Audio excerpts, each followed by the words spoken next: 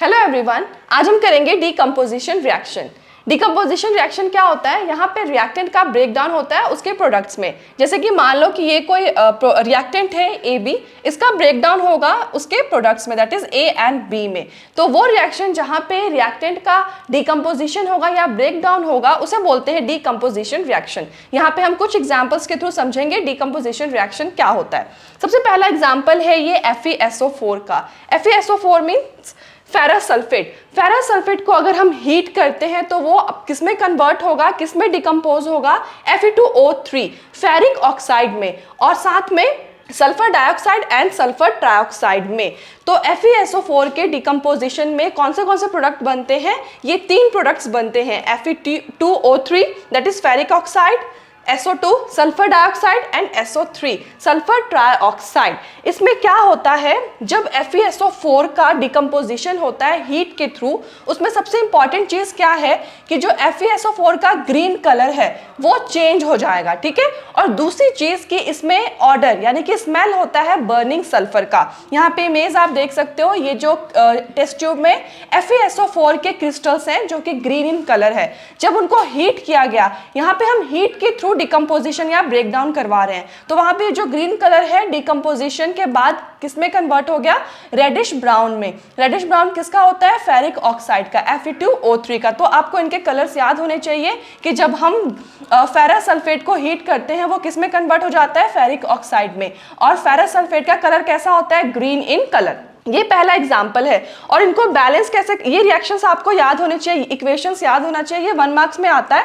और इन रिएक्शंस को बैलेंस कैसे करते हैं वो मैंने आपको पहले वाले स्लाइड में बताया था। दूसरा एग्जाम्पल है कैल्शियम कार्बोनेट का, ठीक है। यहाँ पे भी हम डिकम्पोजिशन कैल्शियम कार्बोनेट का ब्रेकडाउन करवा रहे हैं, किसके थ्रू? हीट के थ्रू, ठीक है। CaCO3 को इसका केमिकल नेम क्या होता है? Calcium carbonate. और इसका कॉमन नेम क्या है? लाइमस्टोन। मैं यहाँ पे ज्यादा फोकस क्यों कर रही हूँ कॉमन नेम पे? क्योंकि कॉमन नेम से पूछते हैं कि एग्जाम्स में ये 1 मार्क्स में आता है कि कैल्शियम कार्बोनेट का कॉमन नेम क्या है। सो कैल्शियम कार्बोनेट का कॉमन नेम है लाइमस्टोन, ठीक है। जब हम कैल्शियम कार्बोनेट का डिकम्पोजिशन करवाएंगे थ्रू हीट, उसमें क्या फॉर्म होगा?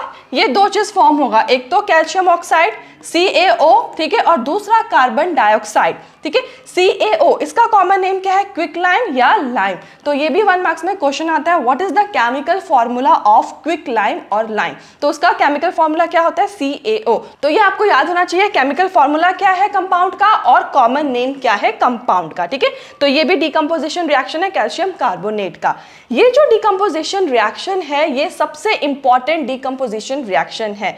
क्यों इंपॉर्टेंट डिकम्पोजिशन रिएक्शन है? क्योंकि ये यूज होता है सीमेंट के मैन्युफैक्चर में, इसका इंडस्ट्रियल यूज है। इसलिए जो कैल्शियम कार्बोनेट का ब्रेकडाउन है या डिकम्पोजिशन है through heat is a very important chemical reaction, ठीक है। किस पर्पज से वो इंपॉर्टेंट है? इंडस्ट्रियल मैन्युफैक्चरिंग के पर्पज से, ठीक है। तो इसका इंडस्ट्रियल यूज, ये भी 1 मार्क्स में क्वेश्चन आ सकता है, what is the industrial use of decomposition reaction of calcium carbonate through heat. तो इसका क्या यूज है? Industrial use, it is used for the manufacturing of cement. इसे सीमेंट के मैन्युफैक्चरिंग में यूज करते हैं, ठीक है। और ये इसका इक्वेशन है, यहाँ पे मैंने ये डायग्राम के थ्रू दिखाया आपको। ये है देखो कैल्शियम कार्बोनेट, यहाँ पे ये व्हाइट क्रिस्टल्स हैं कैल्शियम कार्बोनेट के, ठीक है। व्हाइट क्रिस्टल को जब हमने हीट किया तो वो किस में कन्वर्ट हुआ? Calcium oxide and carbon dioxide में। और ये जो आपको दिख रहा है ये है कैल्शियम ऑक्साइड, यानी कि पाउडर के फॉर्म में ये कन्वर्ट हो गया। तो ये 2 एग्जाम्पल है डिकम्पोजिशन रिएक्शन के। नेक्स्ट एग्जाम्पल देखते हैं। Another example of decomposition reaction. Decomposition reaction का दूसरा एग्जाम्पल कौन सा है? Emission of brown fumes. आपने ब्राउन फ्यूम्स की एमिशन देखी होगी। एक्चुअली में वो ब्राउन फ्यूम्स जो होते हैं वो क्या होते हैं? वो NO2 होते हैं, नाइट्रोजन डाइऑक्साइड होते हैं। नेक्स्ट हम देखेंगे another example of thermal decomposition, ठीक है। यहाँ पे थर्मल डिकम्पोजिशन क्यों बोला गया है? डिकम्पोजिशन मीन्स की ब्रेक डाउन, ठीक है। थर्मल क्यों बोला गया है? क्योंकि यहाँ पे हम ब्रेक डाउन या डिकम्पोजिशन करवा रहे हैं हीट के थ्रू। थर्मल मीन्स हीट, तो जहाँ पे हीट के थ्रू डिकम्पोजिशन करवाया जाता है रिएक्टेंट का, उसे क्या बोलते हैं? Thermal decomposition. तो यहाँ पे एक एग्जाम्पल है थर्मल डिकम्पोजिशन का। आपने किसी रिएक्शन में देखा होगा emission of brown fumes. Actually में वो ब्राउन फ्यूम्स क्या होते हैं, वो ब्राउन फ्यूम्स होते हैं नाइट्रोजन डाइऑक्साइड। तो ये भी 1 मार्क्स में क्वेश्चन आ सकता है कि in any reaction what is the emission of brown fumes. जो ब्राउन फ्यूम्स का एमिशन होता है वो किसकी वजह से होता है। ब्राउन फ्यूम्स का जो एमिशन होता है वो नाइट्रोजन डाइऑक्साइड की वजह से होता है, NO2 की वजह से होता है। इसका यहाँ पे मैंने ये इक्वेशन लिखा है। इसका देखो, लेड ये है PbNO32, इसको अगर हम हीट के थ्रू डिकम्पोज करवाएंगे तो वो किस में कन्वर्ट होगा, ये देखो PbO लेड ऑक्साइड में NO2, ठीक है, नाइट्रोजन डाइऑक्साइड में एंड ऑक्सीजन में। तो वो जो ब्राउन फ्यूम्स का एमिशन होता है वो इसकी वजह से होता है, ठीक है, नाइट्रोजन डाइऑक्साइड की वजह से वो ब्राउन फ्यूम्स निकलते हैं। यहाँ पे आपको इमेज में दिख रहा होगा, ये है PbNO32, ठीक है, लेड, ठीक है। यहाँ पे ये देखो लेड के क्रिस्टल्स दिख रहे हैं जो कि व्हाइट इन कलर है। इनको जब हम हीट करते हैं तो ये किस में कन्वर्ट हो जाता है, येलो PbO में। PbO मीन्स लेड ऑक्साइड, ठीक है, वो व्हाइट से किस में कन्वर्ट हो गया, येलो में। और साथ में क्या निकला, ये देखो नाइट्रस ऑक्साइड के ब्राउन फ्यूम्स। तो ये दिख रहा है यहाँ पे, मैंने ये इमेजेस इसलिए लगा रखा है ताकि आपको याद हो, ताकि आपको अच्छे से पता चल सके और आपको ये मेमोराइज हो सके कि हाँ, कई बार क्या होता है एग्जाम में कलर के थ्रू वो रिएक्शंस पूछते हैं। तो जैसे मान लो पूछ लिया कि what is the decomposition reaction in which emission of brown fumes takes place, तो उसका एग्जाम्पल कौन सा होगा, ये वाला, या उसका रिएक्शन। तो आपको रिएक्शंस भी और इक्वेशंस भी लर्न होना चाहिए, ठीक है। नेक्स्ट है, ये भी एक एग्जाम्पल है थर्मल डिकम्पोजिशन का। सिल्वर क्लोराइड टर्न्स ग्रे इन सनलाइट। अगर हम सिल्वर क्लोराइड AgCl को सनलाइट में रखते हैं तो वो ग्रे हो जाता है। ऐसा क्यों होता है, क्योंकि AgCl का ब्रेक डाउन हो जाता है, डिकम्पोजिशन हो जाता है किसमें, Ag में एंड Cl में, यानी कि सिल्वर एंड क्लोराइड में। जो AgCl सिल्वर क्लोराइड में जो साथ साथ में थे सिल्वर एंड क्लोराइड, वो डिकम्पोजिशन के बाद जो कि सनलाइट के थ्रू हुआ, डिकम्पोजिशन के बाद वो सिल्वर एंड क्लोराइड में डिकम्पोज हो जाते हैं, यानी कि ब्रेक डाउन हो जाते हैं, ठीक है।